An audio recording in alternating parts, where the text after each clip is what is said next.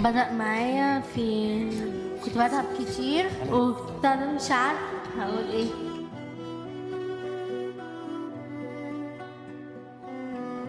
اللي انا عندي سرطان في الكلى.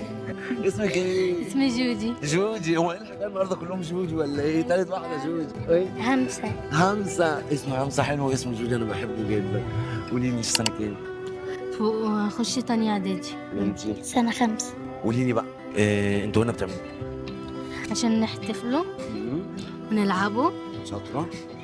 ونعملوا كل حاجة. لعبتي؟ اه.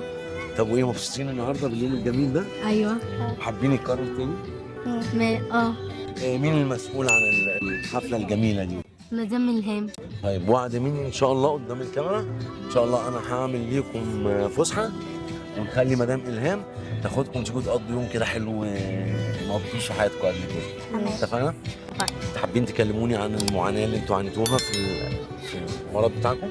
بدأ معاكم بدأ معايا كنت بتعب كتير وابتدى مش عارف هقول ايه.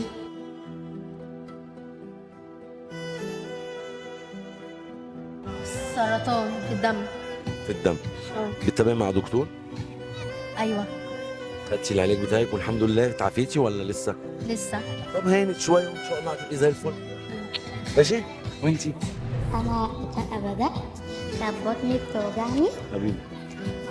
فيوم عيد الأم فايه ماما قلت لها وطلعت بيا على المستشفى وهناك اكتشفنا اللي انا عندي سرطان في الكلى.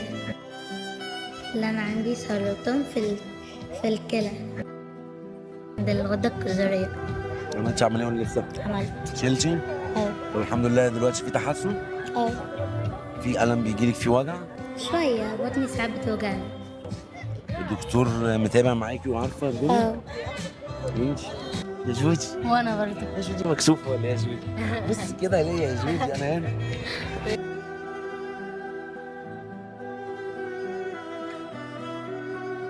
عامة انا مبسوط جدا اني شفتكم. يلا بينا ناخد صورة مع بعض. يلا يا صاحبي يا جدع يا قوي يا بطل، عارفك من يومك وانت جبل، ده انت اللي بتقوينا وبطل.